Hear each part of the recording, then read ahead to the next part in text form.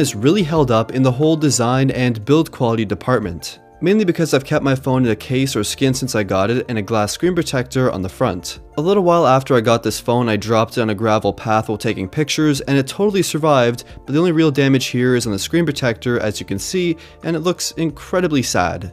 While the design of this phone is still good, it is starting to look a bit dated compared to the rest of the wave of bezel-less phones that have just recently hit the market. So if you just need that bezel-free, futuristic, brand new look, this phone definitely won't deliver. Just check out some of those bezels.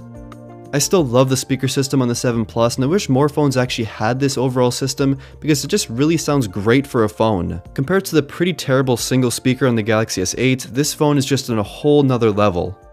One thing that I find to be very interesting is the fingerprint scanner. It's actually much better than last year's fingerprint scanner, even though it's not really even a button anymore, it's a virtual button. With previous iPhones to the 7 and 7 Plus, I had to rescan my fingers in every few months, which was definitely quite annoying, but here I haven't scanned them in again since I actually got the phone. And that disastrous and really scary removal of the headphone jack for many people wasn't actually that bad for me. Whether it be using my Apple AirPods or Jabra Elite Sport earbuds for various activities, I rarely ever use wired headphones with my iPhone anymore, and it just kind of feels like the future. In terms of speed and overall day-to-day performance, I haven't been more happy with this iPhone. It still feels like how I got it on the first day when I got it, almost 10 months later. Well, that's kind of a lie, because it actually feels faster than when I first got it because of that legendary, amazing iOS 10.3 update with Apple's new file system. This update was incredible for speed, and performance now is still fantastic. iOS 11 may slow it down in the future when it's released in the fall, but for now, iOS 10 is still very fast. Also, in terms of usage, battery life is decent, and I use my phone very heavily, and after many months, it lasts about a little under a full day of usage, while it used to last about a day and a half to 2 days if I was lucky. I charge it pretty much every night now, and I guess that's fine, but I wish there was some sort of fast charging feature, and hopefully it's at least available on the next iPhone. And the last thing I want to talk about is the dual 12 megapixel camera system on the back. And all this time later, I still think it's one of the best overall camera experiences on any phone today.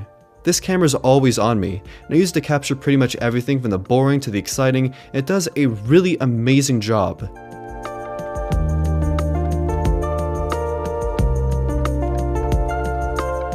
Pictures have a lot of accuracy, detail, and just the ease of use is unbeatable, and the quality is very consistent.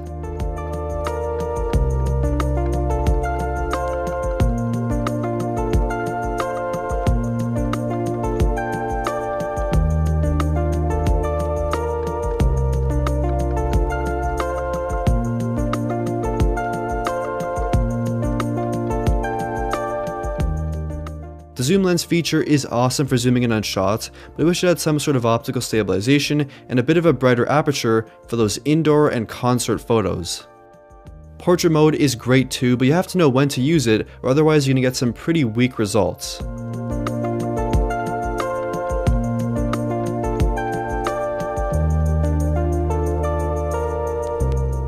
4K video here is seriously still good. I think out of the majority of phones I've tested, even from this year, it has the best overall package for video.